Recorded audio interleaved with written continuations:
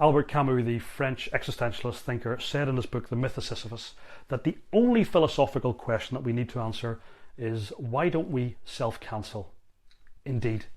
Why should we carry on living if there is no overriding purpose to life and we're only evolved lumps of meat hurtling through space? I think most people don't take time out to think of the implications of this because we're distracted with work and mind-numbing levels of internet consumption. But in the wee small hours, there must be people lying awake who are feeling anxious and isolated, and they must be wondering, why on earth am I here?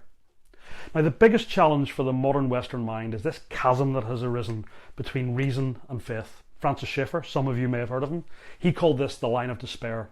And this is where we've all given up the hope of trying to achieve a rational, unified answer to knowledge and life. The result of this is this great postmodern experiment which we're all enduring right now.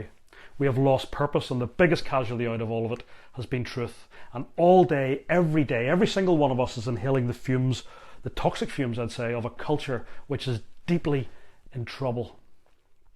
Now, there is only one antidote that I know to this mind virus that is destroying us all, and that's biblical Christianity. So my message today is largely for Christians. You see, we don't live in a Christian country anymore, and if you thought you did, you're about 30 years out of date. I think we can only describe the culture in which we live in now as pagan, and it is definitely hostile to what we believe. And while we were standing still, culture underneath our feet has been drifting quickly leftwards, certainly over the last century. We have neighbours and friends, and they look and they sound a lot like us. But if they don't share our faith, you'll find that many of them really do live in a different thought world, and they see life through a completely different lens.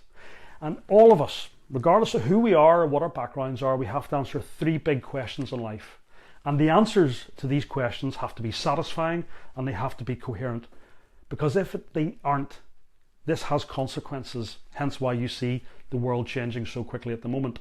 And those questions are, where do I come from? Why am I here? And where am I going? So my challenge to Christians today is, you should ask yourself, do you live in a dual thought world? And this is what some have called the sacred secular split. This means that you will try and keep God in a box for Sundays and for your private life within that private sphere. But then, of course, there's the public sphere which we operate in as well. And during this time, you will find that you will happily adopt whatever worldviews are current in your professional and social circles. Now, I think if we're being honest, this is how most Christians in the West have lived, certainly for my lifetime. But the interesting thing is, I think that we can no longer straddle this chasm. We need to pick a side.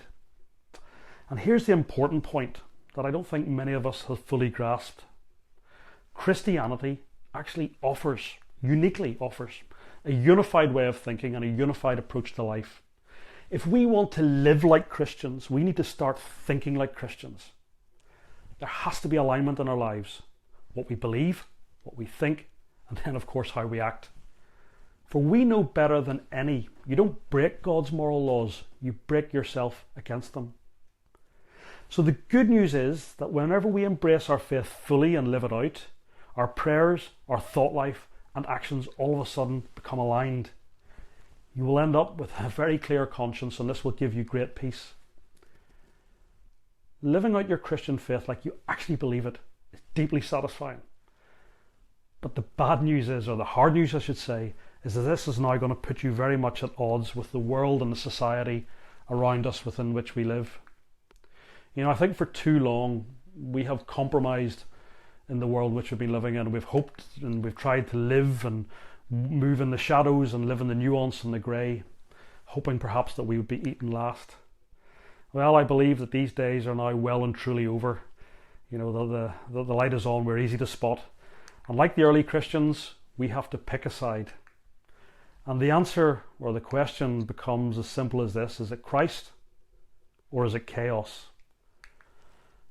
This is going to take courage to make this choice. Do you have that courage? Do I have that courage? Time will tell.